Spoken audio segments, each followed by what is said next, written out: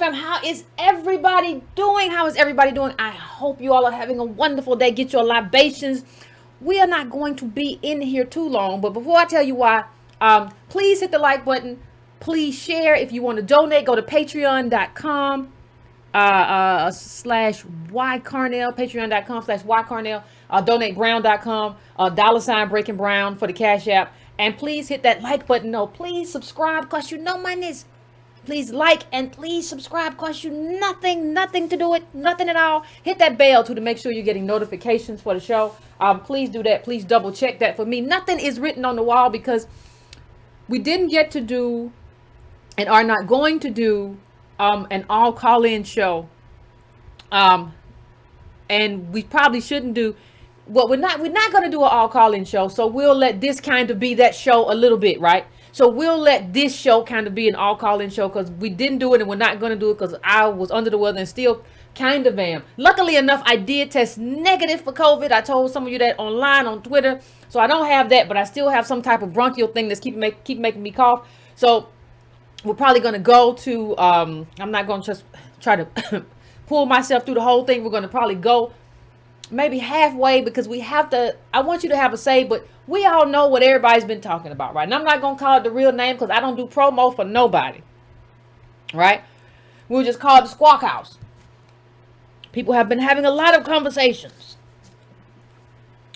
Conversations have been going on. But before we do that, I want to just give everybody a round robin to understand, to help us understand and remember. One thing you cannot do is kind of remember why we or not understand why we do this. Now remember, I want everybody to just put your thinking hats on and remember this was in Politico, but remember what happened to Rahm Emanuel.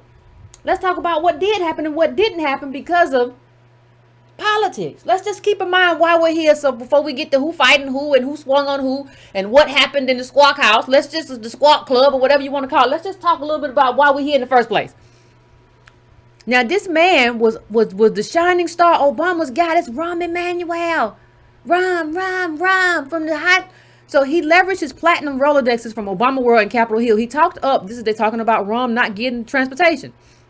Let's just do a quick rounder of the news because you don't want to really talk about the $600 because that's just not even going to buy groceries. So let's not spend too much time on that right now. We might have to do a deep dive on it sometime, but oh, that's a mess. So anyway, Biden would need a good congressional. He talked up how Biden would need a good congressional partner when pursuing an infrastructure package. Obama's formerly Secretary of Transportation Ray LaHood reached out to Chief of Staff Ron Klain to put in a good word. Other top Obama aides, Dennis McDonough and Susan Rice, joined the administration. So why not Rahm? Well, they say Rahm didn't have no contingency of people who supported him. Look at this. You kept Obama's guy out. Everybody kept Obama's guy out. Look at what happened. Look at how it happened. But earlier this week, Joe Biden personally called Barack Obama's former chief of staff to deliver the bad news. According to a person familiar with the call, Emanuel, one of the most powerful Democrats in the country for nearly 2 decades, was now considered too toxic for the cabinet. Pete Buttigieg would be transportation secretary. Now understand how different that was. And they said 2 decades. About one of that decade was with Obama. But understand, because of what has happened in terms of what we know about Obama, what we understand about his center-right former chief of staff, we understand, and the killing of Laquan McDonald and what happened with the banks, all the stuff we talked about here, he's no longer fit to serve. Now, we all know Buttigieg is there, but let's just talk about how he got there. Because people say, well, politics don't do nothing. Pressure don't do nothing. Well, yeah, it kind of do. But anyway, let me just go to this real quick. Rahm has former colleagues and friends who are involved and respect him. But no one is worth that sort of headache, a senior Democrat who is advising the transition told Transition Playbook. Labor didn't want him at transportation. Civil rights groups didn't want him. Progressives didn't want him. There is simply no constituency for Rahm Emanuel at this point. Think about how different that was than what it used to be. Now I want you to think about, as we talk about, we're going to go into the whole conversation, but think about how so many things are the same. Because you have to, when you talk about these things, you have to remember why you're fighting and why you're arguing with people, and you'll kind of get lost and confused. So you have to remember what's going on and what brought you there in the first place. Air Force, blacks are more likely to be investigated and disciplined. Shocker. The Air Force IG report outlined data for racial inequalities that have long been suspected. It said that a large number of black service members reported experiences with bias and racism. And while those reports were difficult to validate within the study, the review concluded that it was reasonable to conclude that individual acts of racism have occurred in the Department of the Air Force. One black squadron commander who was interviewed, for example, said the only mentoring he received throughout his career was from other black leaders. Isn't that funny for people who say they never see color, but they always pick white people to mentor? Throughout his career was from other black leaders. And he said at times black service members make one mistake and it ends their career. Right? So just, I just wanted to kind of just lay a bit of that out there. So we talking $600, still getting discriminated against, still dealing with everything we're dealing with. And we still got to deal with Clubhouse, Squawkhouse, which I call it. And not just from people who are there. Now, I'm going to let you all call in and talk about your experiences there, because a lot of people are not on that. And they are asking like, well, what's going on there? It seems like more trouble than it's worth. What are y'all doing over there anyway? These are all valid questions that should be asked, right? But, however, there are some learning experiences and takeaways from being on Squawkhouse. And so I think we need to, as a group, decide on some lay of the land, okay? Because some things are going awry, and we're not going to talk about. People like, don't talk about business, don't strategize. We're not strategizing. Nothing. There's nothing here that I don't want anybody to know. If I have something, if I want to go deeper than that, what I will do is have a conversation with the chapter meetings in the meeting or whatever, or the teams. I'm not doing that. This is just a general thing because this space allows everybody to enter. So you have to talk to everybody. Because anybody who gets invited pretty soon, anybody who's on there will be talking. And we have to have some type of strategy. We've gotten real good with Twitter for the most part. I don't go on Facebook no more. It's kind of a cesspool to me. So we're pretty consistent on some platforms, but this Squawkhouse is a different thing altogether. Right? So Jibber Jabber House, whatever you want to call it, the Jibber Jabber House. So one thing that we do that just don't make no sense at the Jibber Jabber House is feed the trolls. And you can't say just because someone is an American descendant of chattel slavery that they are not a troll. Right? You can't say that. And you can't even define it that way. Wait, what you talking about? I can't define it that way. Well, we're going to get to that. But let's just talk about some of the early things that we kind of missed. And then y'all can tell me what everybody else missed. Because we know we're like the new clout chase over there. Everybody just puts, if you put ADOS in the thing, you just clout chasing. It's a lot of people over there putting ADOS in the timeline that ain't really down with ADOS. But let me just go through it. That's one thing. You can't feed the trolls. There's some rooms that you go in and get out of. There's some rooms you stay in for a while. If the room changes, there's some rooms that are just troll rooms. I know and those of you who haven't been there, you can call in and talk to me about it. About what your experience is there. We can hash it out over here. But don't let yourself get triggered. Don't let anybody get under your skin, and don't intentionally get under nobody else's skin. And let me say this as well. We've all made mistakes. We were fighting hard in 2018, 2019 with people who called us children of cotton pickers, and we might have struck back. We absolutely did. But when it's time to pivot, it's time to pivot. If you don't want to be accused, if we don't want to be accused of being xenophobic, we can't be xenophobic. It's just that. So that means you don't diminish nobody. Right? It doesn't mean you can't go over there saying I'm ADOS and you talk Tariq Nasheed's talking points. That's the problem with ADOS, is just being lineage. Let's talk about it. Let's get to that real quick. Cause I don't know how long it'll be before I go into a coughing fit. So let's get into that early. You know,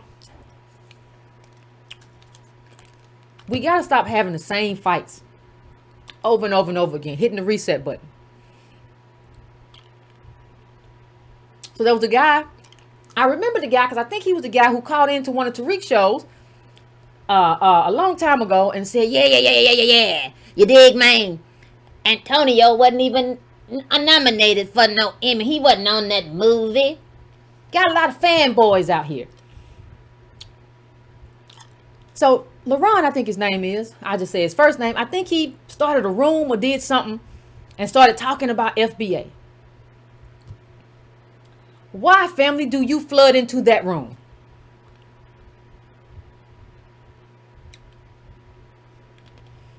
This taking the bait is a problem. It's also a problem if we allow anybody to just claim ADOS. Well, Yvette, it is a lineage. You can listen. It's not just that though. We had this whole fight already. Don't let anybody try to reinstigate this fight. That's what the whole fight with Nasheed was about. He was trying to use our talking points and say it's just a lineage because he wants to avoid accountability. He don't want to do nothing. And his people don't want him to do nothing because they don't really want no movement because they lazy. They don't want to work. They want to sit and laugh at their entertainer, who is Tariq. So Tariq gets to avoid accountability. They don't have to work. It's a win-win for them. It's a win-win for people who don't want to do movement work. It's not a win for us, and it's not a win for you to re-engage these people. We already did that work, and that diminishes the work that you do. I see y'all in chapters and stuff, doing stuff on the ground, always doing movement work. Who is he to come in there and tell you anything? And why elevate him? He don't have a room if you don't come in there. He got 5 people. What are you in there for, talking to him for? We feed too many trolls, and we make mistakes. Everybody makes mistakes. That's fine. I've made them. You gonna make some. We gonna make some more. But when you don't learn from those mistakes, it's a problem. You can't do that. Just like you can't call somebody and say you're not black.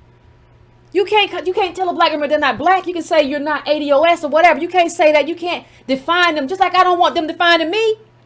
You can't define them or their lived experience. That's not what we're here for. That's not what movement is for. See, we got to learn the difference between movement work. Some of us, most of y'all have done a superb job on that app. Honestly. A superb job. And most of y'all know when to get off, when it's time to get off, or if somebody gets on your nerves, your mental health. Superb job. But it don't take but a few. It don't take but a couple to mess everything up. And we should start asking, are you involved with the movement? Are you a black American? That's not necessarily what we're talking about in terms of ADOS. So let me just say something. Somebody pointed this out to me a while ago, because we're not the only ones to kind of make this distinction. Shout out to my fam who pointed this out to me. More than 200 Cherokees, other Native Americans y'all remember this, call on Elizabeth Warren to renounce her family claim to Native ancestry in the wake of her disastrous DNA test. Well, what did they say? Well, let's just read a little bit about it for everybody who's like, Yvette, it's just a lineage. Why don't we just all come together? Gosh, I'm tired of relitigating this stuff. Good God Almighty. More than 200 Cherokees and other Native Americans signed a letter condemning Elizabeth Warren's past claims about her heritage as dangerous and demanded that she renounce her family's claim to Cherokee Delaware ancestry. The letter, organized by Cherokee Nation's citizens Joseph and Pierce, Daniel Heath Justice, Rebecca Nagel, and Twilight Barnes, says Warren's actions have normalized white people claiming to be Native and perpetuated a dangerous misunderstanding of tribal sovereignty. Here's the part, though, that matters the most for what we're talking about. The letter states that while the average American thinks of Native Americans as a racial category, we are actually a political group. Our rights are based in citizenship in sovereign nations and those nations' treaty relationships to the United States. What they're telling you is that we're also a political movement, and we get to determine who is here. Because guess what happened? Guess what they figured out? What they figured out is that if you don't control who makes a claim, then anybody can show up and say anything in the name of ADOS and we get a bad reputation. So somebody shows up and says the dumbest thing you've ever heard in your life and just because you got to understand why people who claim FBA, which isn't anything but a clone zombie thing, you got to understand why they're doing it. They're doing it because ADOS is the thing that's catching and has caught. So that's the people that are working. So what you have to do is say, I'm going to have to attach myself to them. Because Tariq don't leave his house. He's never going to do no movement work. He's going to move his bank account. So I have to attach myself to this group. Now I'm going to use all of Tariq's toxic talking points that are going to make us untouchable in terms of doing movement work. But all I got to say is that I'm ADOS, right? What is your relationship to the movement? Affinity and approving of what's happening and approving of what we're doing is not the same as having any kind of relationship to the actual political movement. Because remember, we are a movement that is anchored in a lineage. If you're not doing it that way, the only thing that you're doing is renaming yourself. We love to rename ourselves. Black Excellence, B1, FBA. This is children's stuff. This is child's play, just to rename yourself and not do no work. Just a renaming is not good enough. That's what the Cherokees were trying to tell Elizabeth Warren. We are not a name, and we determine who gets to be here. Read this next part real quick. Just read. Let me bring it up a little bit bigger so you can see it. Remember all the natives who cut us out? This is how they do it. Individuals who wish to join the Cherokee Nation must complete a rigorous application process and prove that they are related to a person listed on the Dawes Rolls, a registry compiled from 1898 to 1914 of people who were accepted in citizenship with the Cherokee Creeks, Choctaws, and Seminoles. DNA tests such as the one Warren took in 2018 are not considered a marker of indigenous identity or citizenship, said Pierce.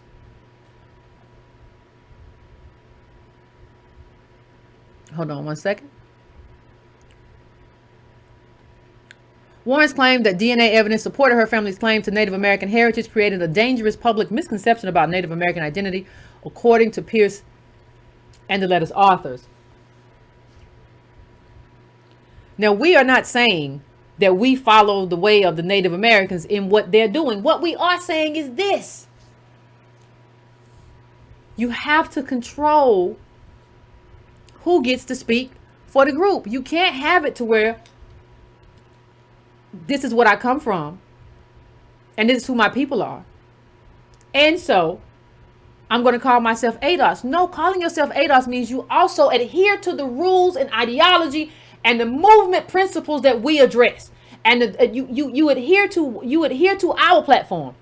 You adhere to our mission. If not, you can maybe just call yourself Black American FBA. Some of y'all who walk around talking stupid stuff really just should claim FBA. I know it didn't pop off for you, but just claim it and wear that albatross around your neck. Don't put it around my neck. Because that's your man's, and you need to claim him and say, I'm FBA. Don't say, I don't want to do that because they ain't here or whatever.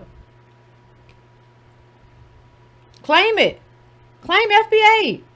Tell the truth about it. Don't get on there lying and saying ADOS. No, claim your peoples. You the one who said that y'all don't have no leader. The code is a leader. The code ain't led you nowhere but buying see-through flags. That's all the code is going to ever do for you over there. But claim that. Be honest about it. And if you're not, we got to call you out. How are you associated with the movement? Do you adhere to our principles? We're not xenophobic. Why are you saying xenophobic stuff? We're not We're not inflammatory. Why are you here having inflammatory conversations? Who are you really? Where are you from? Who can vouch for you? Because this is some stuff that we don't even know about. We ain't never heard of you in 100 days of Sundays. Shout out to y'all. All of y'all who have sent me messages and says, Yvette, this is how I want to help with the teams. Yvette, this is what I can do. Love y'all for it. But some of y'all need to stop telling me, Yvette, this is what you need to do, and say, Yvette, this is what I want to do for ADOS. That has to happen too.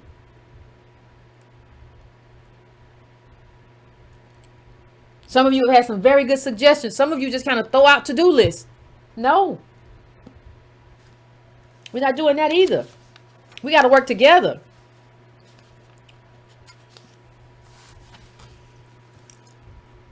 And let me just say this.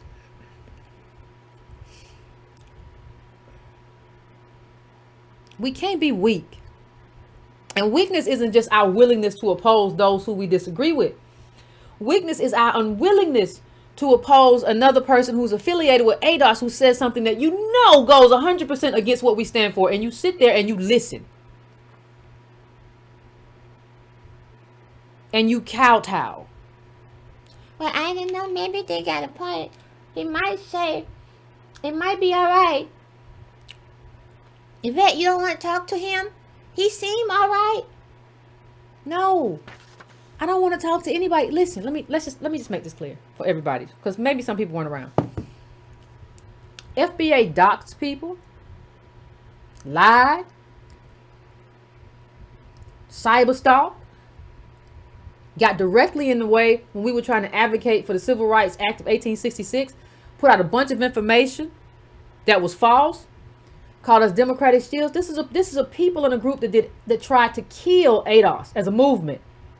You want to combine forces with that? What kind of weird stuff is it where you get bit by a snake and come back and say, well, you might want to pet the snake. He looked like he don't even feel like he want to bite you today. He seemed fine. He ain't even studying about you. A snake is going to do what a snake is going to do. How many times he got to tell you what he going to do? Who the fool? If the snake bit you and you come back, who the fool? You or the snake?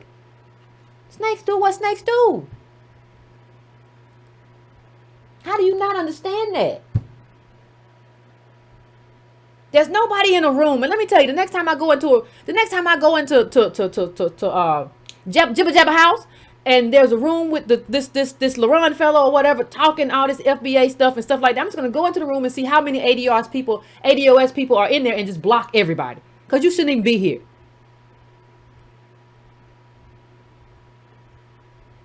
Where was he at when we had people who were having child services called to their house because FBA put their phone numbers out? Where was he at when my address showed up online? Where was he at?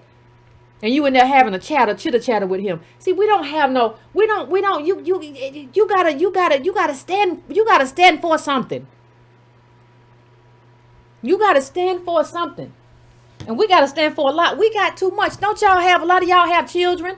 A lot of y'all have family that you care about and you want to get something done for them. We don't get nothing done for nobody playing these little dumb games. We're supposed to be on we're supposed to have a consistent kind of brand management in terms of every platform. How you show up everywhere should be how you show up everywhere. What we say, what we do. That ain't saying you can't snap off on somebody. You absolutely can. That's got to be a control burn, but you absolutely can. But you can't make peace with nobody that never tried to make peace with you. We already tried. Stop trying to tell us to go to try something we already tried. We already tried to work with somebody. How'd it turn out? How'd that work out for you? Spent months fighting fools. You want to go back down that lane? Because I just want to hear him out. I don't understand why we can't talk. Why can't we have a conversation? We end up back at square one. Back at the whole thing. You hit the reset button. You can't be out here just saying stuff to be cathartic because it feels good. Yeah. That's what they do over there. You ain't nothing. I'm da da da da. What? Listen. They can do whatever they want to do because they're not building anything. The only thing they're building is money for the leader that they don't want to call a leader, and who says he's not a leader. If you're not building anything, you don't have any accountability. You're not building nothing. Don't nobody care. We are not shock jocks. He is a shock jock. Shock jock, entertainer, comedian. That's who he is. That's not who we are. We're building a movement. You have to understand that distinction. And you have to understand when you're a shock jock, you can say anything and nobody will hold you accountable. We cannot let shock jockism infiltrate what we do, because it is a poison pill and it will kill everything we stand for.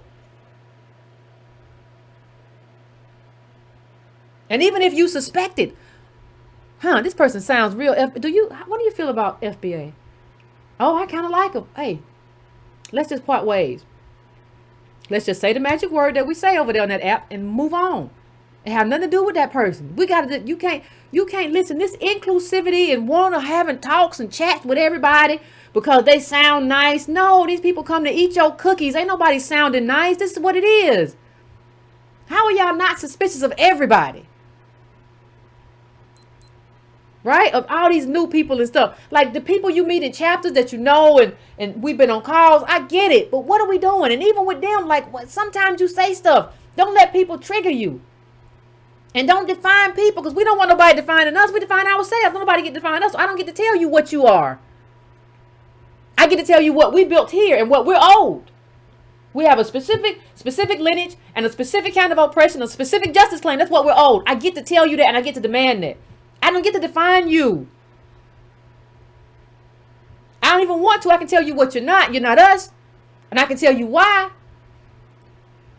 But I'm not going to be in any way antagonistic, because I'm trying to build. Stop saying something else. You got to, we don't have friends. That's true. ADOS ain't never had friends. But stop saying we don't need allies anywhere in the world. Listen, black people are 14%. Not even ADOS are just 14% of the population. That's why we're agenda driven, is because we want people to come on board, and we want to pressure people to adopt our agenda in terms of what they do when they get elected president. We want those people to do that regardless of who they are. Those are allies. Yes, of course, the people over there will say we don't need it. When you're sitting in a $1 million house or whatever and you don't care about your people, of course you'll say anything. That's shock jockism. That's not us. We don't have friends. We have no permanent friends and no permanent interests. But we build allies. Politics is about building allies and figuring out where they fit and figuring out, hey, what can you do for me and what can I do for you? How you sitting somewhere wealthless and saying you don't want allies, especially if y'all can get on the same page? Let's figure out how we can get on the same page. Are you just here for ego, or are you really here to build a movement? Because if you're there to build a movement, because I done been beat up in many rooms, it's fine. I ain't thinking about myself. I'm here to build a movement. Slap on me, I was fine. Now I'll fight you back. But whatever. I'm going to try to get to a point where people understand. If they don't understand, then I walk away. But I put the movement first before I walk away or before I snap on anybody. And I don't go anywhere at any time on any of these platforms to just try to say stuff inflammatory. Now, I will absolutely disagree with you. And even on that, we have pivoted. When I have you one-on-one engaged, the way in which I disagree with you is different, because you're talking to me, I'm talking to you. We're not shouting at each other on Twitter. Hopefully we can have a conversation. And I'm going to try to influence you and convince you as to why this is absolutely right, because I know it's right. Ain't no doubt about it in my mind. But it's hard to do if you play cleanup when somebody says, oh, Yvette, you're in this room now. But somebody was here an hour ago and said, F all the immigrants. Sounds very Tariqish. Well, that's not what we stand for. Well, y'all was in here and nobody challenged nobody.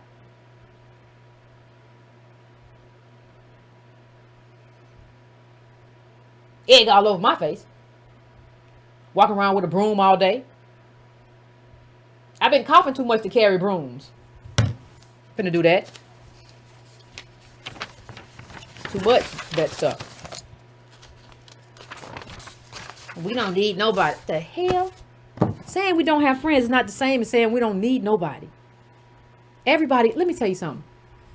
And the people who say that, oh, listen, everybody in politics builds allies. Those don't have to be your friends.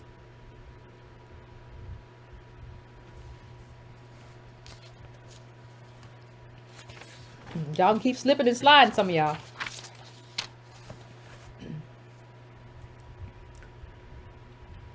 You know, but let me just say again, most of the people, and I know most of you all have been worn out by those rooms, so don't be on there that much.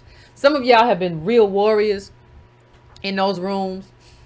You know, I think, I'm thinking of the people I've seen in those rooms. Most of you all have done very well, in terms of how you carry the message.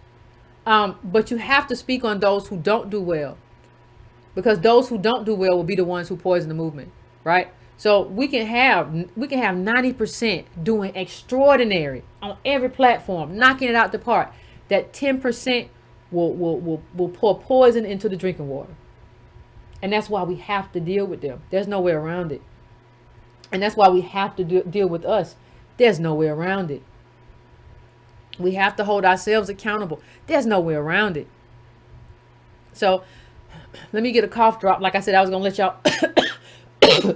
talk for the most part of the show, so I wouldn't have to talk too much and answer questions. And I want to hear from some of y'all too, because I know there was a lot of gaslighting and all kind of other stuff that went on. So I want to hear from everybody else about what their thoughts of, or the Jibber Jabber House, or the Squawky Club, or whatever.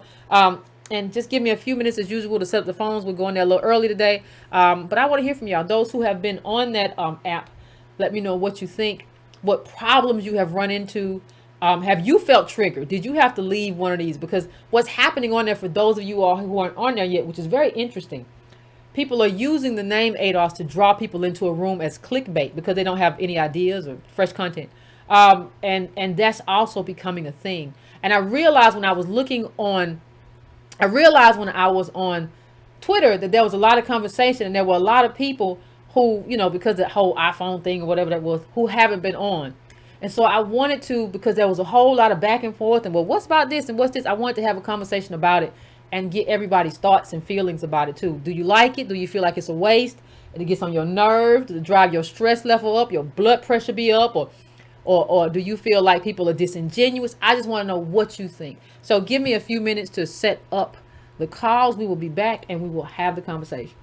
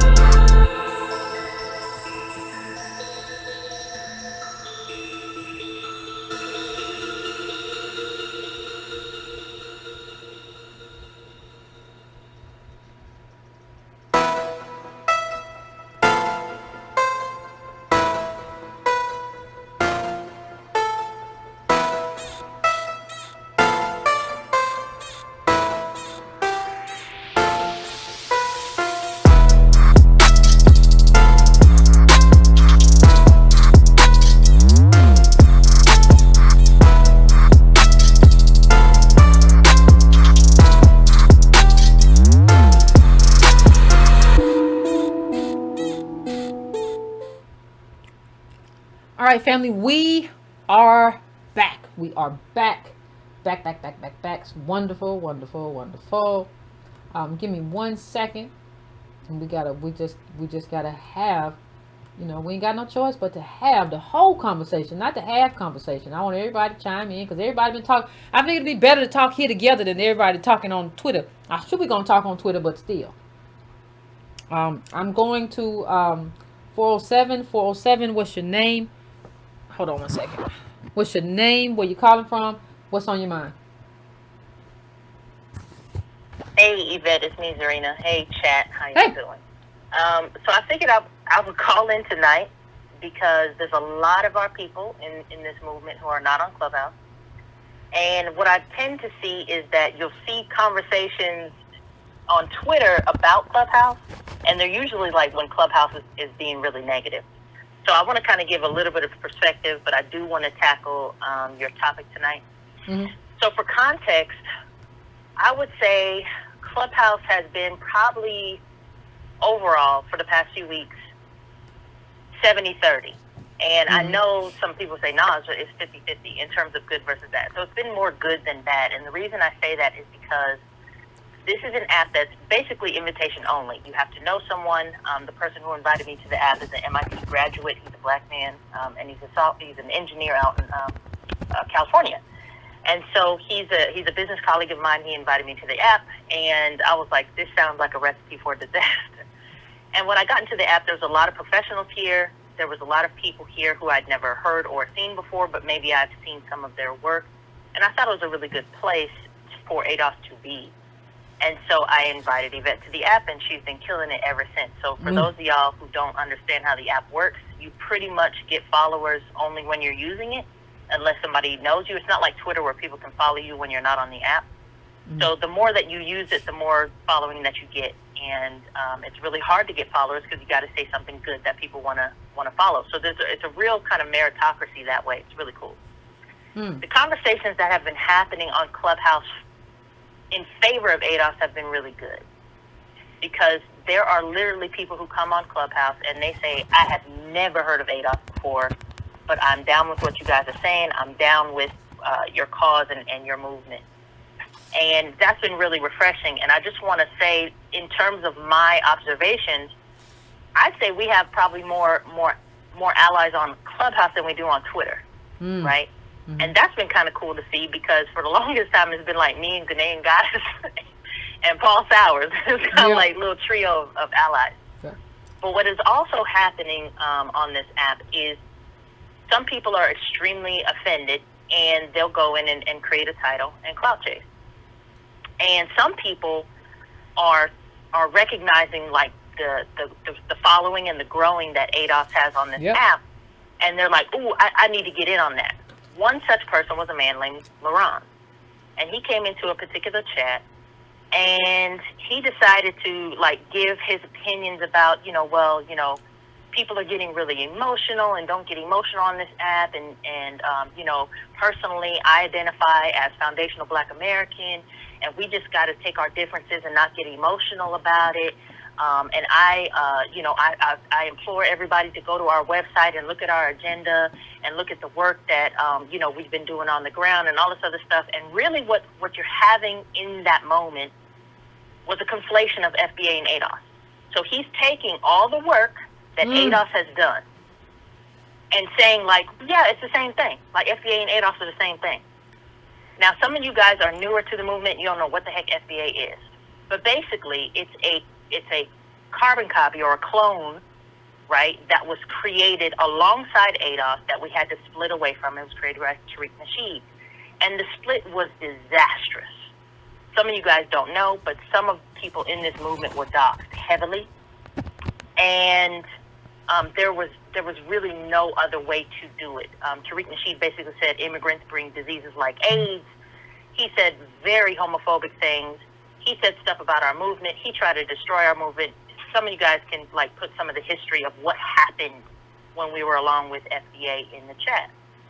So what I was not about to do, because I was very close to the people who were doxxed, I was not about to let somebody come into here and pretend that we're just being emotional when it comes to FBA, because I was very much aware of the damage that they did in people's personal lives, trying to get them fired, calling CPS, and trying to get their children taken away. Mm-hmm. To me, there is no way for you to reconcile that kind of behavior over internet beef.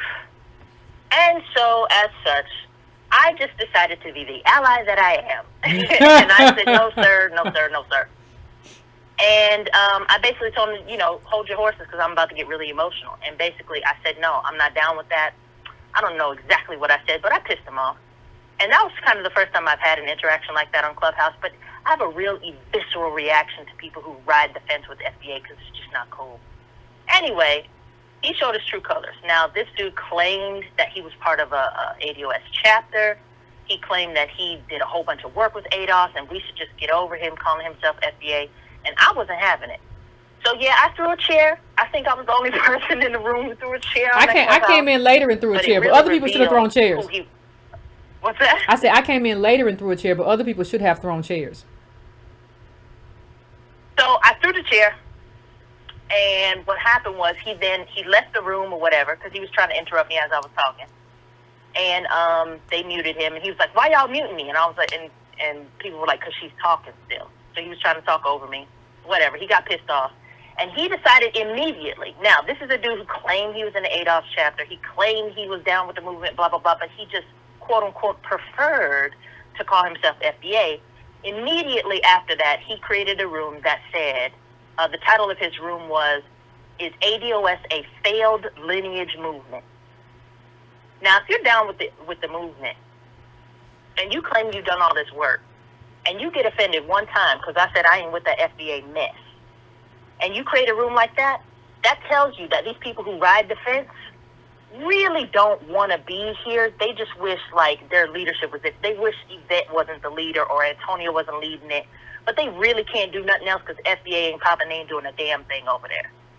So that's why I don't dig the fence riders. And I'll let you know that right now. Don't ride the fence with me. I'll block you on Twitter. I'm not doing it. He then today created another room, and that room said, "Is Yvette Carnell ruining the ADOS movement?" Oh, wow. And he's continuing to create spicy. these rooms that are very anti-ADOS, very anti-Yvette, very much derogatory. And his comment to us was basically, wait till FBA gets here and Tariq, and we're really going to show y'all. So I just want to put that out there.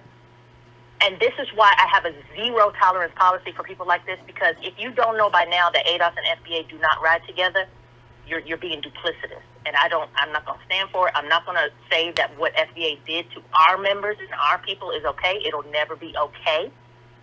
And there's nothing that you can do. There's no apology that you can give to me and to this movement that will make that okay. So I just want to kind of set the tone for all of that.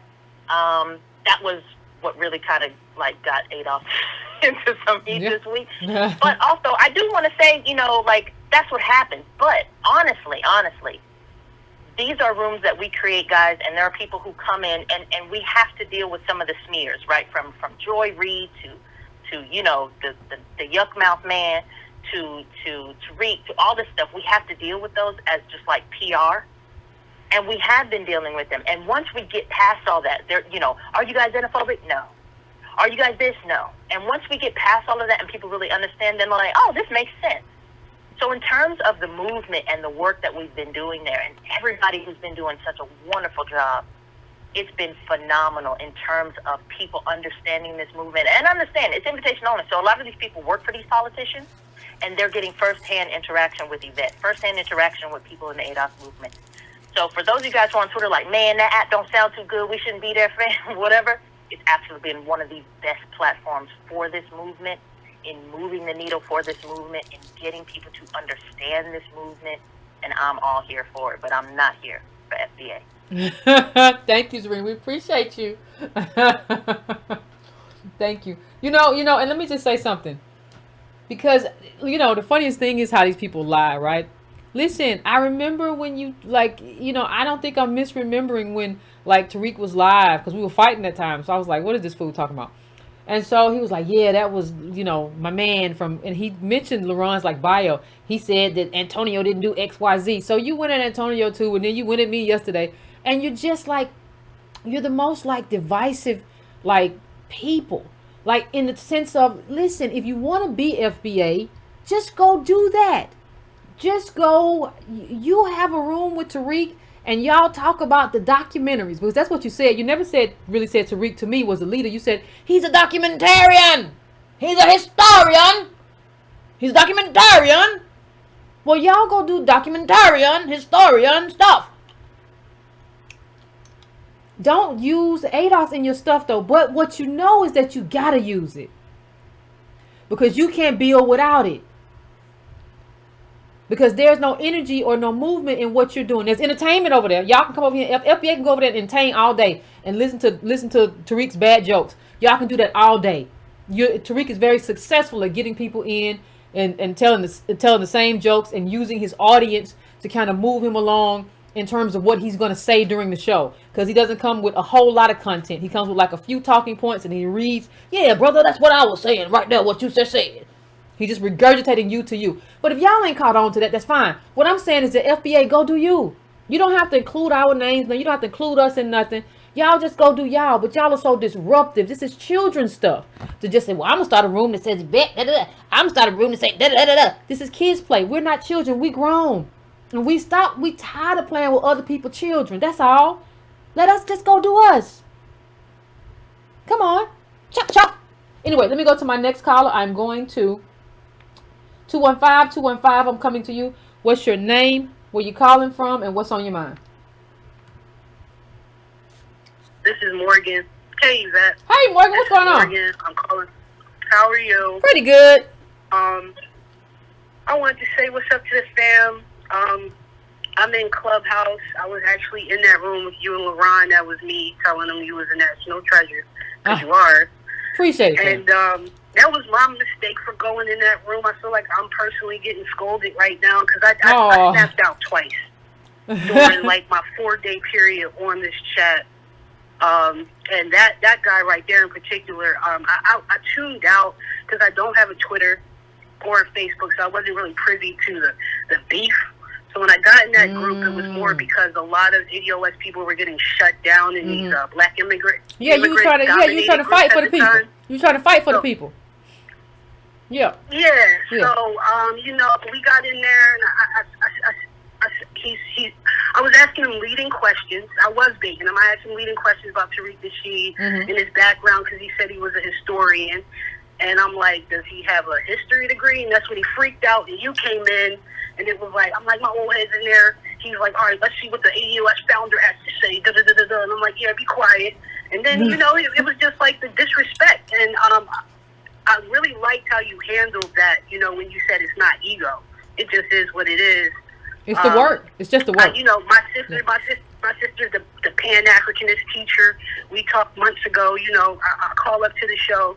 I love everything that you guys are doing. I'm never trying to diminish anything or like hinder or bruise any so the thing is, and let me say this, fam. You shouldn't. Don't feel scolded because this is new, and we all have to figure out a strategy for how to deal with these people when they come on here and try to do this. So you could consider yourself scolded if I had this conversation, if we had this conversation beforehand, right? But we didn't, because I didn't know this was going to pop up, or people going to be so ridiculously stupid. But he is. So we're having the conversation now. So there wasn't a standard before. So you don't know. You just going in there to defend like ADOS and what we stand for, because he in here talking trash. So it makes sense. But understand, when you look at it in hindsight, right, it's like, well, I don't even know how many people you would have had in that room. Or you just would have had people there who just want to trash ADOS or whatever. But I don't even know what kind of clout you get if you don't get us to flow into a room, right? So we all have to just kind of try and try to do better. And I hold myself accountable to that. Every day I'm trying to well, did I do that right yesterday? Was I sort of off? Did I say something that could have been interpreted as really offensive? Because understand that when we first started doing these shows, we were just trying to figure it out. We were trying to figure out what happens next. Now we're at a different place. Now we have a movement that has to be protected. That's different than just, and it's important, providing the foundation for a movement. We provided the foundation for the movement first. We didn't know we was doing it. We were just trying to say, hey, here's some really good political content that we're trying to explain what is going on in terms of how we're tied to the bottom. So now we have to protect the movement. And so we have to kind of shift in terms of our strategies. And this probably won't be the only time we shift. We'll shift again, I'm sure. Correct. I just wanted to say that I left out of a group that I created, and I labeled it ADOS organizers. How do we organize the ADOS working class? Mm-hmm. Because, like, you know, I'm kind of sick of the distraction myself. And even within the chats, like, now I got it started with, like, the upper echelon of, like, tech, big tech and everything. And now the invites are trickling down. I'm a chef in the city of Philadelphia. Yeah, I organize and stuff like that, my sister and I. So that's probably why I was able to get onto the app. But I do see starting a divide within the ADOS faction that was kind of just bothering me. This guy named ADOS Reds kept getting kicked out of groups by ADOS people and by black immigrants for just his common tongue, you know, like that's the only way I can describe it. I felt like people were just like straight up dismissive to him right off the bat. And let me say this. Let me interrupt you. Let me interrupt you, fam. I have heard, now I don't know if I don't know what's true and what's not, but I've heard that he has been disruptive at times and has made threatening comments. Now I don't know how true that is, but this is what kind of I've heard. So I think what people are reacting is not just the tongue. I think they're reacting to things that have been said about how he is behaving, not just the tongue. Because we got a lot of people on there to talk straight up, like, it is what it is, this is where I'm from.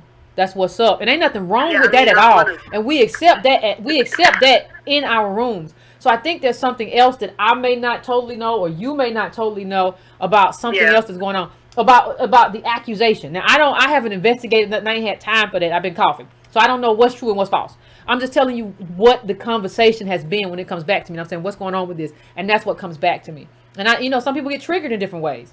And so sometimes when you get triggered, you might say a thing that you don't mean to say, and that becomes a problem for the group if you get triggered and you say things that that hurt the group. You have to put the collective first. So what you might be saying might be totally true, right?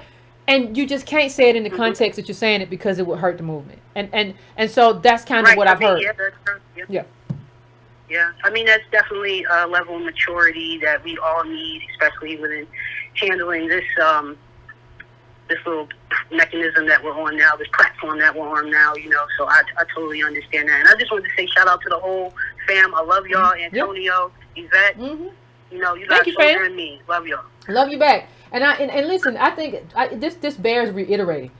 As a whole, like as a group, we have been phenomenal on this app, right? I'm not that kind of coach though. Like even with myself, I'm my own worst critic. I'm not that kind of coach.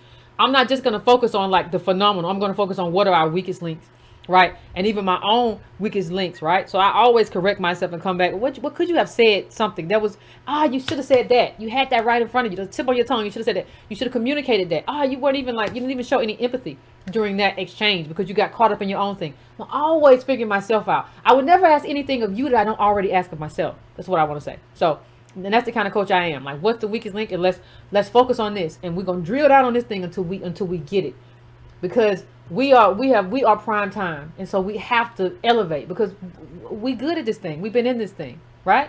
So anyway, let me go to my next call. I am going now to let me see, going to 214. What's your name? Where you calling from? What's on your mind? Hello. Hey, 214, what's going on? Hey, I didn't expect to get on. My name is Phil. So I'm a Black American, African American. I don't consider myself ADOS or FBA. And personally, I'm just really confused as to what was expected, given that ADOS, the movement, is also called ADOS the Lineage. And I'd really like to hear your thoughts on that. Well, I don't think that was the case. See, the thing is, when and I don't know if you were around for it, but one of the things that happened during our whole fight with Nasheed FBA was he was saying one thing. He was saying we're just a lineage, and I don't know what they're talking about in terms of politics. We have always had up a claim for reparations and a black agenda, right? We have always had that up at ADOS101.com as our political movement. So we are a political movement that is anchored in a lineage. So what are you saying, Yvette? Well, it doesn't do us a lot of good. The whole part of the big point of creating the lineage, right? It's not just a name, like I said before. It's not just like we just calling ourselves ADOS. Like some people call themselves B1, and it ain't gonna matter anyway. You can call yourself FBA, but what we're doing it for is something different. We're not just renaming ourselves. We're saying that there's a cost. America owes a debt to this specific group. So this specific group has to be disaggregated from other groups so that we can count the cost of slavery and accrued disadvantage, and that we can measure the oppression, right? And there is a debt that America owes, but you can't measure that. You can't weigh that unless you define the group. And that tells us how the failure has been baked into the group. So if you mix us in, and this conversation we had with a lot of black immigrants about the color of wealth in Miami, the color of wealth in LA, is that y'all do better than us, and we've been here 400 years. But nobody's really counting the cost because we have not withdrawn into our specific lineage so we can count the cost. We don't have our own group. And that's the purpose of it. It's not just a renaming. It's not just so we can say, hey, we're ADOS and we built the country. It's to say, hey, America, here is the debt that you have to pay, and this is how we counted it. So there's a weight attached to it. There's a movement attached to it. It's not just a lineage. I hope that's clear. It is to a degree, and just hear me out. I get the political part of it, but again, just with the conflation, with it being a lineage, so often on social media, on even your shows, I've seen streams and tweets about movies and things that aren't political, just different discussions that are centered on ADOS, and yet it's about the lineage itself. Well, it's not just. I think you're reading it wrong. So even there was a whole conversation about, and it wasn't the best comment, but there was a whole conversation about Daniel Kaluuya, and somebody said, "Oh, that's just about movies." No, it's really about the cost of being shut out in the country that you built, right? So it's a conversation. It's a political conversation, but you put up the movie so that you can draw people into the very political conversation that you're having about how black immigrants are being used and how we're trying to educate them on how white supremacy is trying to use you and make you into the model minority. And it's trying to make you complicit in this thing that's happening to us. And they're weaponizing you against us. And we're trying to help them understand that. So that's not just about a movie. And if you see that conversation is just about a movie, you're misreading it. But I'm not saying that. But also, I'm not saying that there are not some people on social media. Listen, look, I don't control Twitter. I don't control none of these places. I don't own none of them. I cannot control when people necessarily add their hashtag to whatever their gripe of the day is. The only thing that I can do is say, listen, as co-founder, this is what we mean when we say it. But I can't pull nobody's Twitter because they say the wrong thing or do the wrong thing. The only thing we can do is lead by example and talk about what this movement is for. I see. And I will commend you just for making it a lot more clear. I've noticed it recently because I do watch your shows. Oh, thank you. I do appreciate you kind of making the delineation. But just personally, I can't help but feel that a lot of the rhetoric, and I'm not trying to, please don't feel the need to rebut just yet, but I can't help but feel that a lot of what's seen and is manifesting is a result of a lot of the rhetoric you put out. And personally, just as a black American, be specific though. Be specific though. Don't just say all the Reddit. Be specific about what I said because you watched the show, right? So be specific about what I said and when I said it. I've seen multiple streams on movies, on. We just discussed that though. College. We just talked about that. Yeah, that's true though. That affirmative action piece is absolutely true because that's part of it was designed for us to get affirmative action. So absolutely it does go to us. So that's still political. Talk to the part where I talked about stuff that wasn't political. What I was going to say, the same way that you feel that FBA is co-opting ADOS, in a lot of ways, for those of us that aren't a part of any of these movements, we feel as though, I would say, I'll include FBA as well, that we are being co-opted as a lineage so often whenever there's Twitter beef, this Clubhouse, which I'm not on, but I've heard so much about it. So much of the arguments, it's being pinned on us as well. And we want no part of it. We have no part in it. What are you talking about? And what's been pinned on you? Phil. Who pinned something on Phil? Ain't your name Phil? My name is Phil. Who pinned something on you, Phil? Whenever there's a debate about a movie role, and I keep going back to that example for whatever reason, but whenever there's a debate on these things, and it's ADOS versus continental Africans, black immigrants, and it comes off as though we're talking about African Americans in general. And I can't help but feel that people out there are getting confused and not understanding what you described earlier in the stream today about ADOS being a politically motivated movement. You have to forgive me, I'm a little nervous. And who we are as a collective here in America as African Americans. Well, I mean, if it's very clear. If you say I'm an African American, but I don't consider myself ADOS and I'm not affiliated with the movement, it becomes very clear. So you don't have to have anything pinned on you, Phil. See how clear that becomes? Native Black Americans, right? Whatever you want. I mean, and I wouldn't even say that because that wasn't even a movement until us. But like, it becomes very clear. Quick question.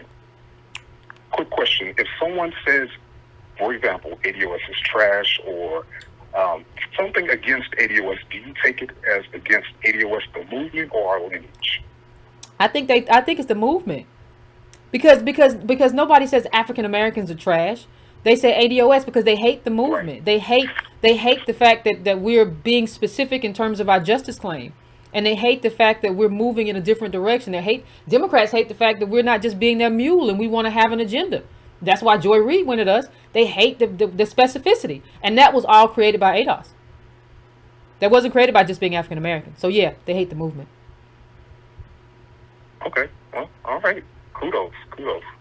That's good to hear. All right, Phil. I got to take somebody else, so I appreciate you. And take care of yourself. Let me see who we are going to next. I'm going to 301. 301, what is your name, where you're calling from, and what is on your mind? What's going on here? There we go. Hello. Hey, what's going on, fam? Hello? Yep, I'm here. Oh, wonderful. This is Morgan from Staten Island by way of Prince George's County, Maryland. It's been a while since I spoke with you. How you doing? But I'm struggling a little. You know, I had that job at the shelter where it was largely ADOS. Mm-hmm. After COVID, I got let go, so I'm in between jobs. I'm sorry to hear that. In addressing... Yeah. I'm 54 years old. And when I saw Antonio's show on Clubhouse, because Antonio did a show on the Clubhouse, I said to myself, well, you know, I should go check this out. And I downloaded the app, and then I said, you know, I've been here before. I've been here before, and I can't do this. And I listened to the gentleman before I came, the one that came before me. And what America has is a problem that we now know who we are. That's all. We know who we are. We know what we're owed, and we're not backing off of it. And what the other, let's say, other black people understand is that they're scared as well. We have a lot of scared black people out here who understand. I think we're still in this mentality of if the movement fails, NASA is going to punish all of us. Ooh. And You know, and they don't want to lose their butter biscuit. And this is what's going on in Prince George's County, Maryland. And my parents live in Prince George's County, but my whole family is in Prince George's County, Maryland. Okay. I had my birthday, just to show you how that looks. I had a birthday, November the 10th, and it was a Zoom meeting birthday. Okay. And they were asking me what to get me for a gift. And I said, what you can do as a gift for me is to just email one of your either 2 senators for your state senator, or your assemblyman, or your House of Representative. And we can talk again at the end of the month.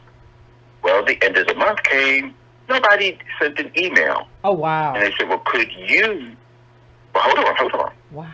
They say, well, could you write the email for us, and then we can send it off? And I said, but it's about what you want from your representatives. Don't you want something? And I said, I don't know what to say. I said, you don't know what to say? And I spent a lot of time talking to people about ADOS and defining exactly who we are and the meaning. There's a difference between definition and meaning. Meaning always takes place within context. So when I give them the definition of who we are and when I give them the meaning, it gets very scary for other Black people to hear it. Because then they begin to realize, wait a minute, I've been cheated, I'm going to be cheated, and the plan that is for me is to continue to be cheated. It's something that's very, intimidating. That's what it is. It's overwhelming and intimidating for other people when they begin to understand who we are. So what they do is that they have to compartmentalize it, or to make it into something simple, which is what FBA does. They make it into something very unnuanced. It's not nuanced. It's not sophisticated, and as a result, we do not become real. And I think what we're in the fight for now is to maintain that we are real. And that's all I wanted to say. Oh, and also one more thing. Irony. I always talk about irony. I love irony. I love irony. But anyway, irony helped me understand this. He helped me understand this very well. He said, if you understand triangles as a 3-sided figure, you have an abstract understanding of a triangle. In order for you to understand what triangles are, you have to go from structure to form. There are 3 forms of triangles: equilateral, isosceles, and scalene. You cannot apply the same formula for an equilateral triangle and expect the same result for an isosceles or scalene. And that's how I view Black people. Yeah, Black people are 3-sided figures or a triangle, but when you break these Black people down, you have these different categories of Black people. So that's one of the ways I've been explaining ADOS to people. And I seem to be able to make some headway with that. So that's just something I wanted to share. Appreciate it. Oh, and one last thing. I know I haven't talked to him since February. No, that's fine. If there is an ADOS New York City chapter, please leave the information with Yvette, because I've been trying to. Tony, hey, post. Are you on Twitter? Can you post your what are you? That's the 3rd time somebody's asked me that, like today. Anyway, and if not, email me at editor@breakingbrown.com. But post, if you have a Twitter, put it in the chat also. Yeah. I will email you at editor Breaking Brown. Okay. I don't do Twitter. Okay, that's fine. Like I said, I'm 54 years old. That works. Thank you, fam. I appreciate it. I'll get back. Thank you, Yvette. You too. And thank you, family. Oh, sorry. Listen, what he said is so true about like them being able to, and it also just gives them a reason when they go over to FBA or whatever. You can just be mad at somebody. So you can just trash immigrants all day. And you're not going to get anything for it, but it makes you feel good. It makes you feel special. But it's funny because people talk about agent this and agent that. That's very agent-like stuff. Where you neutralize other black people who are trying to, in this case, ADOS, who is trying to have a real movement. You neutralize them by being so toxic and rubbing up against them so close that nobody else will work with you. That's what they do. And if you understand the history of people who've tried to do good things in this space where they're educating online and stuff, you understand that that person has always been involved with trying to neutralize that, right? But hey, it just don't make sense to me because you can go over there all day and y'all can laugh and giggle like 12-year-olds and call people every name in the book, and it's never gonna get you anywhere. But I guess if you're a child, you can bump your chest and say, yeah, they bring disease, and say all this wild stuff. And there won't be any consequences, but it's good for clicks. It's awesome for clicks. And it's not even political. You just saying some stuff you heard over here because you were fresh out of ideas. And that's a problem. Anyway, I'm going to the next caller. I'm going to 973, what's your name? Where you calling from? What's on your mind?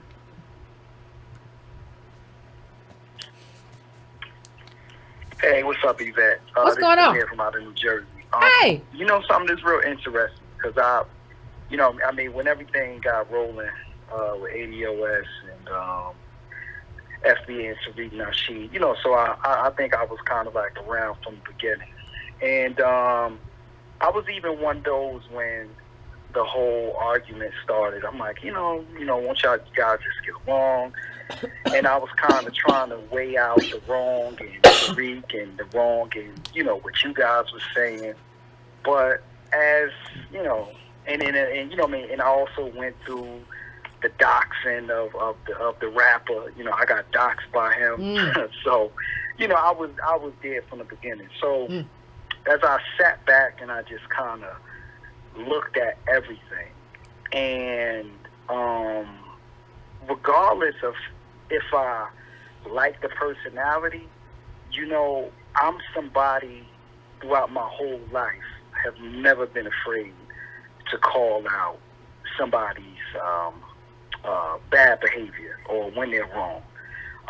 Again, like I said, I've watched you when you was on Boyce's channel. Mm-hmm. So, just kind of like the Democratic Shield, the LGBT operative. I'm just like, come on, dude. Like, you know what I'm saying? Like, come on. Like, now you're just trying to roll in the mud and you're being disingenuous. Okay? Because if the movement was what you say it is today, before the disagreement, you were on board, right? Until you didn't agree anymore. Mm-hmm. And even when we talk about, I was one that also said that, we can get things done with a leaderless movement. No, we can't. You know what I'm saying? Again, like I said, we are going up against controlled, organized opposition, and we're going to have to basically kind of like be organized resistance. It can't work any other way. But I do agree with the split. Even when we talk about the code, that comes from Neely Fuller Jr., and it also has to do with the works of Francis Chris Wilson. Mm-hmm. So I would really ask people to read their work so you can really get a clear understanding of what Neely Fuller is talking about when he talks about the code. And one thing that he also says, he's really not for black people bickering. So if you're going to use his phrase and you're going to use the code, you have to use everything. You can't leave that out. And let me just say this. So, in his case, bickering with everybody. Who ain't you fought with? Like, it's just like when people say, oh, Yvette, you bickering. No, I got like 2 people. I got like Boyce and him. You have fought everybody. Like, how are you talking about a code when I don't know anybody in this space who you ain't win at? I mean, you just, you know what I mean? Come on, we just gotta kind of like, you gotta really, really be honest. And again, like I said, I'm introducing people to, like, I don't know, on Twitter, you brought up Tony Brown, and I read 2 of Tony Brown's books.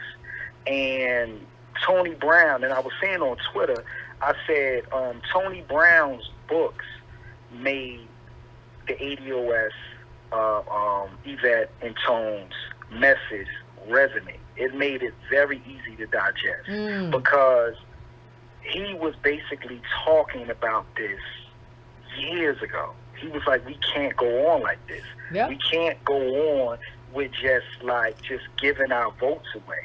You know what I mean? He said we have to split the vote. We have to let these 2 parties fight for our vote. And by fighting for our vote, they have to come with something tangible for us. So, you know, he was before his time.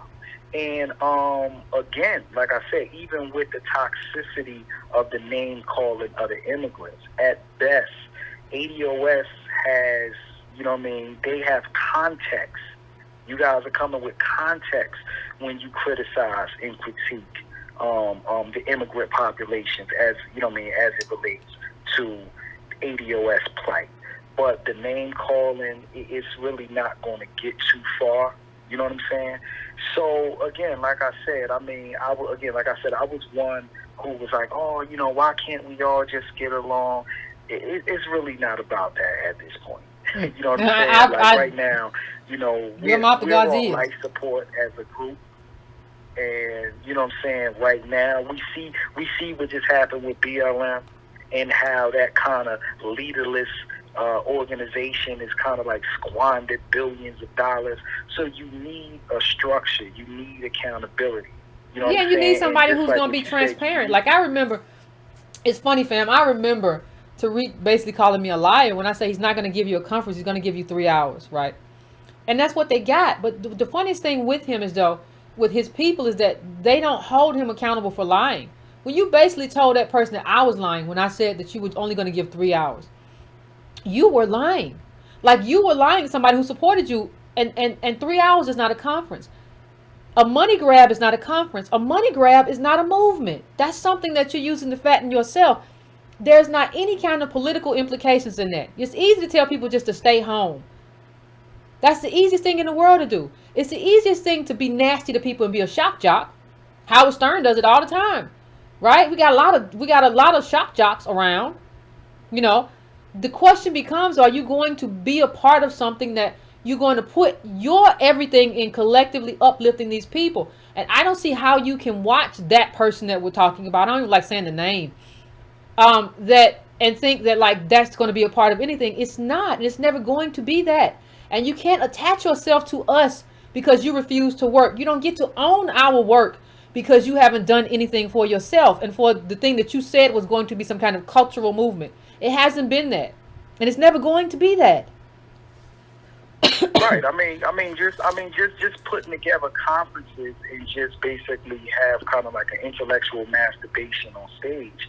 You know what I mean? But after that, when you leave, you're not sending out any instructions. You know what I'm saying? Because you have the attentions of tens of thousands, if not hundreds of thousands of people. You know what I'm saying? Mm-hmm. So it becomes a point where you have to hold yourself responsible. You have to hold yourself accountable, because what are you doing? You're just capturing the attention of tens of thousands of people, but you're not really leading them or directing them or even allowing them to have any input.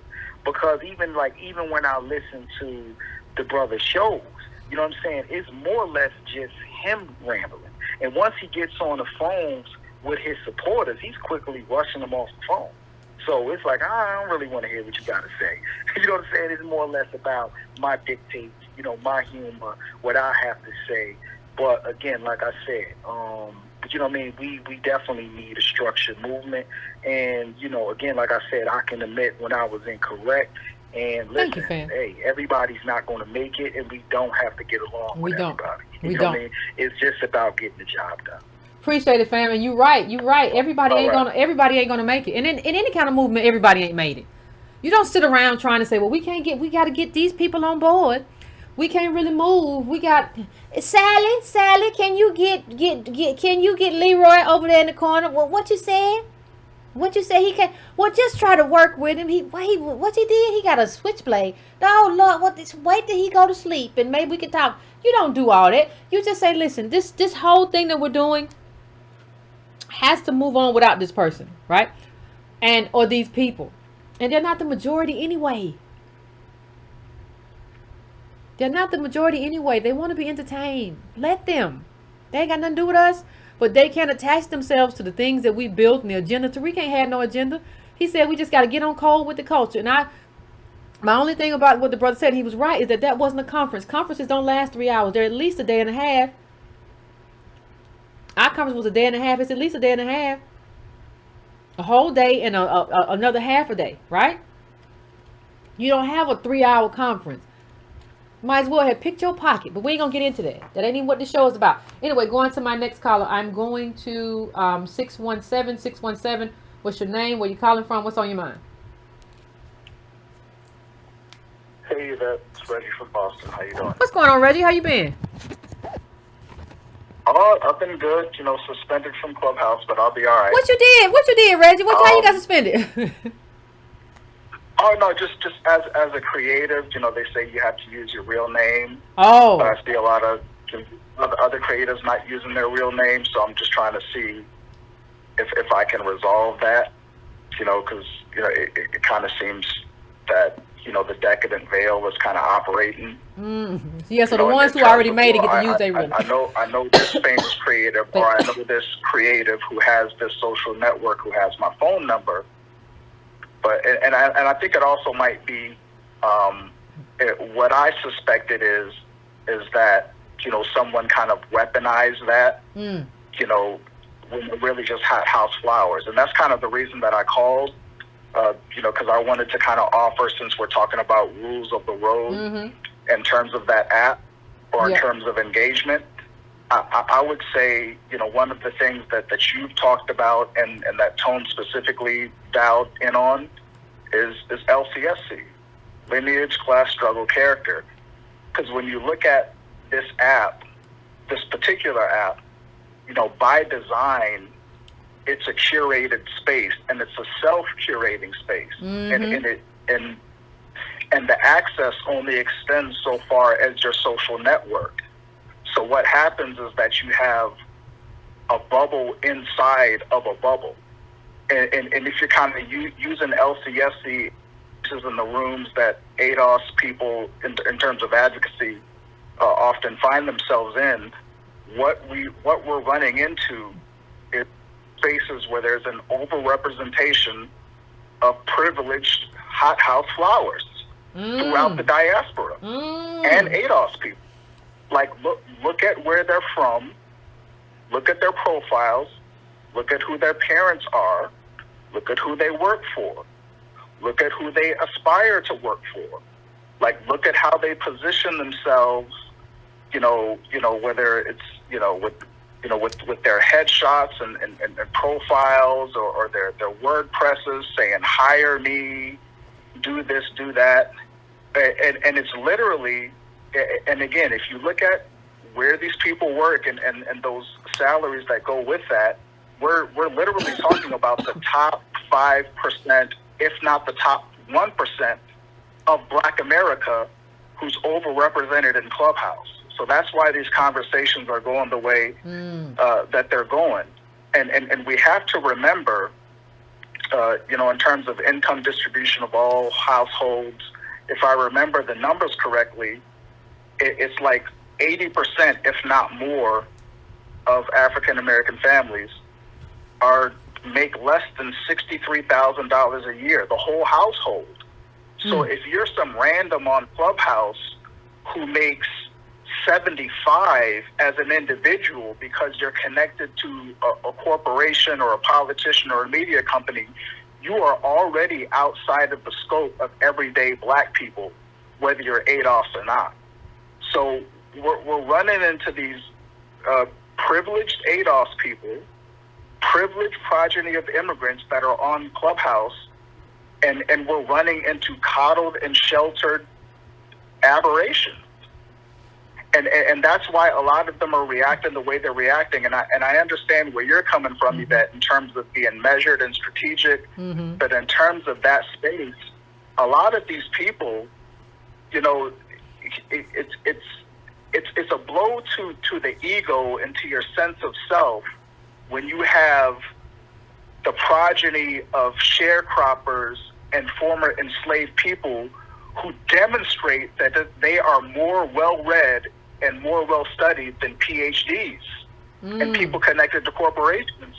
So when you throw out the data, I see a lot of them just unraveling because, you know, again, the lineage is important, the specificity is important, but also what I see and what you've so eloquently, you know, demonstrated is that we are a bottom caste and that we are engaging in a caste struggle and that a lot of people are not on the right side of that because of the way they've been positioned.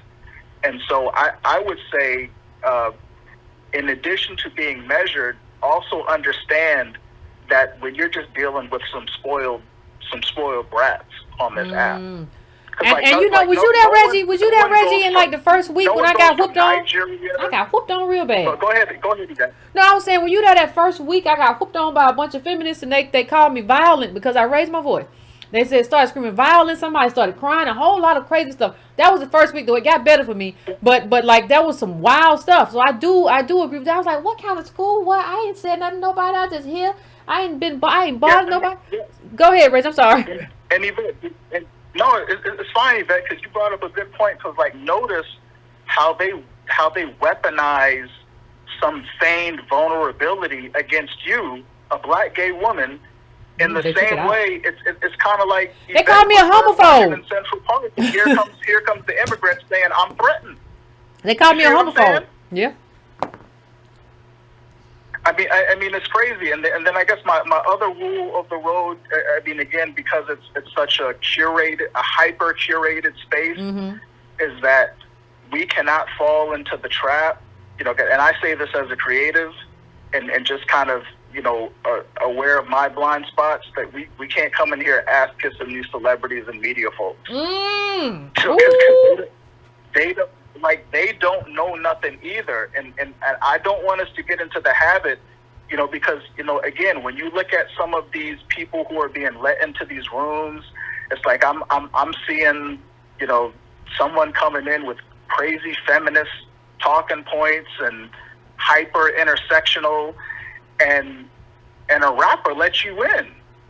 It's like you'll see sponsored by, like, who gave the number. I'm like, oh, okay, I don't see what's going on. And then you see someone who just got in, maybe 15 followers, but one is Van Jones and the other is Voto Latino. It's like, nah, I'm not doing this with y'all. Like, y'all are connected to the decadent veil. Like they all know who they are. And all of these people know who we are, because, you know, a lot of them are playing dumb. Like Lakeith Stanfield was in the room with you. Yeah. Like, let's stop. Let's get honest. Like, they all know who ADOS are, and people have told me in Clubhouse that, you know, people in media say, like, we're not going to talk about ADOS, and we're not even going to talk about the issues that ADOS. That's it, Reggie. Wait right there, Reggie. What we found out too in Clubhouse.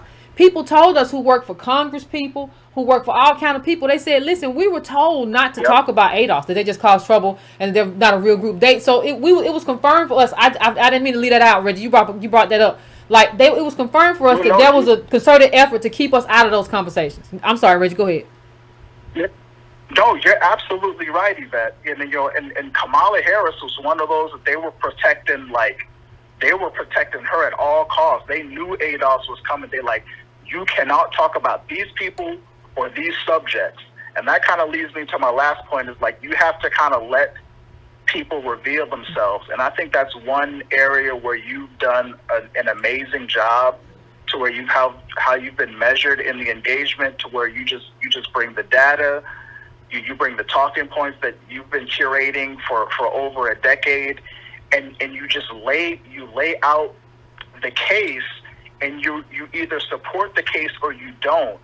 and it's what's been the most amazing for me is to see the amount of people who viscerally react positively and say, I get it, Yvette, I'm on board, and then those who detract. Yeah. So the biggest positive takeaway for me in terms of Clubhouse and the creations that have been coming up as a result of that is that in ways that I haven't seen before, I really get to see who's who. Yeah. So even with all the drama, I appreciate that, and I absolutely appreciate you and Tone's contribution, as well as the other people that have been moving around Clubhouse, just kind of taking that veil off to see, like, okay, here are my allies and here's my opposition. Yep. So now I know how to move going forward. Absolutely. But that's all I got, Yvette. No, appreciate it, Reggie. Appreciate it, Reggie. Thank you so much. Because I forgot about them early days. I was so traumatized. I forgot. And that first week, that first week, boy, somebody started hollering and crying, or what was going on? What is the deal? Why is you hollering? I don't know what that means. We got this overuse of the word violence. Ain't nobody touched you. Ain't nobody yelling at you, shouting you down. But I think Reggie is right. You know, my mama always said, you give somebody enough rope, they'll hang themselves.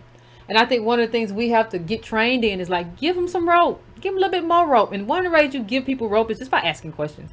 Because good people are going to reveal themselves. People with good intentions are going to reveal themselves. People with bad intentions or bad information are going to reveal themselves as well. And so you do that kind of by being engaging and kind of asking the questions that need to be asked. And the genuine questions. You're not even trying to get a gotcha moment. You're just trying to figure this thing out. And it will unravel in a way that kind of informs. So, but that requires a lot of patience. So y'all know I got patience.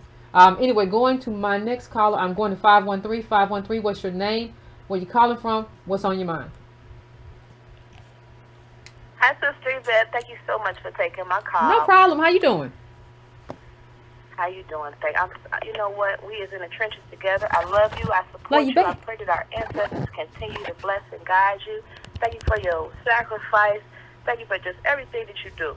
Thank you. I'm in Cincinnati, Ohio, sister. Our Cincinnati council people just got arrested by the FBI. So the FBI came in and swept the next Democratic incumbent to be the mayor, arrested him on corruption charges. There is a documentary on Frontline called Poverty, Politics, and Profit. It's on YouTube. Please look this up, people. Speak up just a little bit for me, friend. Fam, speak up just a little bit for me. It's a little muffled for me. I don't know how it is for everybody else. I'm sorry. There you go. You better now. Yes. Okay. I'm in Cincinnati, Ohio. The FBI has just come in and arrested 3 council people. The next Democratic incumbent to be mayor, the darling of the black community, this white guy, P.G. Sittenfield, was arrested on corruption charges. There's a documentary on YouTube by Frontline and NPR. It's called Poverty, Politics, and Profit. It details how developers goes into cities and they get tax credits from the government that the bank then issues to these developers. Developers overbid the projects, create a ghost company or a shell company, and will divert half of the money that they're getting from the banks from the development project, and that will leave people homeless. So a lot of times projects don't get fully developed. There's no low-income housing, etc. So the people here in my city who were arrested were on city council setting up side corporations for developers to come in and pay them. Now, the reason I'm calling tonight, because I'm in a little danger, I've been speaking against selling out and for reparations since the Iraq War on local radio. And being an ADOS woman, I research, I'm educated, so when I call into the local radio station, my voice is suppressed because I'm actually pulling news articles, and they're so personality and gossip-driven entertainment that no news is allowed into our communities. So when I called in to discuss this issue maybe last week, I had one of those immature attacks, on my character to silence my voice, because I brought up how the religious organizations received $7.3 billion in PPP loans, and mega churches amassed millions. So I went in on Paula White and Joel Osteen because they got like $200 million. The radio guy, who, I don't know why, but he said, well, you need to be quiet about that because, our local Crossroads Church, which is a big mega, white corporation type church, they got $5 million and they did great with that. But he was just denigrating his own community, saying we was getting off by getting an extra $600 in our unemployment PPP money. So the propaganda is very real and dangerous. When you put yourself out there and you let your voice be known and you gain a momentum, don't think that you're above an agent and being targeted for a smear campaign. Absolutely. Speak on it. I know about it. Yes, ma'am. Listen, sister, I called and told you, I love you to death. We need you and Tone. Look at what you did with the election. If nobody else to give you credit, let me give you credit. Give your roses now. We would have never had our voices. I'm tired of being a Democratic mule. Don't denigrate me as an immigrant and stand on my head and act as if I don't appreciate education when the wealth gap is because of that financial situation with the schools. Don't denigrate. Well, we have me crumbling as an schools. LGBT We have person, crumbling schools, right? etc. Yeah. No, you're exactly right. We have crumbling schools. We have crumbling schools. So yeah. We need an ADOS chapter here in Cincinnati. You have one though. Oh, I'm sorry. It's Columbus. I'm sorry. I'm sorry. Go ahead, fam. I'm sorry. I need allies. People locally listen to you. We try to bring your talking points up because, like I stated, developers have come into Cincinnati and pushed us into slums. People live under bridges. And there is tax abatements. They get like 15, 20-year tax abatements where basically the city pays them back for whatever development effort that they make. But it's not residential housing. So anyone that's low income, it becomes like New York. You looking for a safe place to sleep on, transportation and under the bridge because the wages don't meet the rent.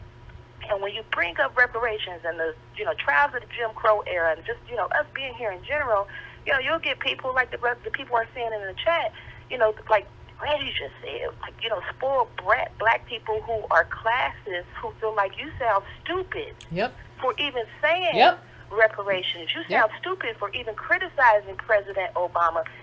I told the local radio people it was Obama who gave Donald Trump that big fat check, that that $70 million income tax refund. That was an Obama era law, and we argued about the law when it went, but it was people who would stand in front, I swear to God, and would die on that hill that these people are not doing anything wrong. And we lost all of our housing during Obama. I mean, we just lost a lot of financial. Our wealth, we lost what little wealth we had. What little wealth we had was eviscerated during that crisis. So I appreciate it was in homes. you. I'm going to get on Twitter, continue to follow you. Please. No, fam, but yeah, we do have to build up and build out those chapters there. So and we have. I've had a lot of people who contacted me. It's just that we're still in the process of organizing the C4 and getting bylaws and all that sort of stuff together and recrafting and crafting. But we do need to build out a chapter where you can have like some wind at your back to do advocacy. And I'm not saying that people aren't there or whatever. I'm just saying that we need to build that out as a robust kind of outfit that can do a little bit more. Again, praise God for you even codifying ADOS and being lineage specific so that we don't have to school people. We can just say Absolutely. We can just say ADOS, and it's so simple because the guy, I'll just give you a quick example if you don't mind, then I'll hang up. So the man in Kude Chimawi, or whoever, he's an African immigrant who played for the Cincinnati Bengals. He's a developer here. He's the one who snitched on the 3 council people to bring the FBI to arrest them. He's an African immigrant who bought a big patch of land and put out all of the black residents. He made like 70 families homeless in 3 days. Told them they all got to get out 3-day notice. We're developing a hotel. These people had nowhere to go. Nowhere. And it was like talking to a brick wall to help him understand you have over $10 million. You can give these people some money to help them move. Or you can just let them stay there for a while. Like, why the 3? Why is there a 3-day notice? He put them all out 3 days, and the place still ain't completely rehabbed. It's been a year and a half. It still ain't completely rehabbed. You know, the FBI is investigating the deal under which it was purchased. But I'm saying for our community, it forces us under bridges and into slums. COVID is active in our communities because we are impoverished. We're on top of each other. We're poor. You understand what I mean? We get sick easily. Yeah, stress will do that too. Your body ain't right. Poverty means poverty means your systems aren't even working like they're supposed to work anyway. You might not be getting enough nutrients and get enough water because of how you have to live, and stress just beats down. Yeah, I absolutely understand. So I appreciate you being there. I appreciate you, fam. Codifying ADOS. I wish you a happy New Year, happy Kwanzaa, whatever you too. you might recognize. And you all, we have to protect her and Tone. People will come with misinformation because this is a cash cow. You know, it our really people is. are not If you want to abuse it, to stand in the streets every day, but to say ADOS, that lets you know I am for justice. You know, so thank you. Thank you, fam. I appreciate it. Thank you. And get some rest this holiday season. You sound like you've been doing all the work, so get you a little bit of rest and take you a bubble bath. Because, you know, you've been out there doing the work. You've been trying to protect your people. We got to make sure we engage in self-care, too, because self-care is very, very important. We got to make sure we do that as well. I'm going now to 763. 763, what's your name? Where you calling from? What's on your mind? My name is Sherry. I'm calling from Minneapolis, St. Paul, Minnesota. Hey, how you doing? And tonight hi, how you doing today? Pretty good. I've been wanting to talk to you for a long time. It's been a while. Okay. But anyway, I want to try to keep it short. I just wanted to say, first of all, I just love you. I appreciate you. You know, you just, I'm 65 years old, and all these feelings were pent up inside of me for years and years and years because of the poverty that I was looking around and seeing. I'm from Chicago, and I've seen a lot of it there, but I've also lived in California, Arizona, and other places, and I've seen the struggle of my ADOS people. And I just wanted to let you know that I'm with you. I support you. My dream is to get a chapter started up in here in Minneapolis, St. Paul. I have a master's in social work. Okay. So I'm, very educated. And before I die, because I've already had a heart attack, I would like to establish a chapter up here in Minneapolis, St. Paul before I leave here. Okay, well let's work on that. If you haven't already, I know I have some emails that I'm still compiling, but if you haven't already, email me at editor@breakingbrown.com and let's see if we can make that happen. Right? Or hook you up with other people that at breakingbrown.com. Yeah, or hook you up with other people. I will contact you. All right, thank you, fam. I appreciate it, and I appreciate the love. Thank you. Thank you. Yeah. Let me see who I'm gonna do. This might be the last caller. Let's see. I'm going to 757. 757. What's your name? Where you calling from? What's on your mind?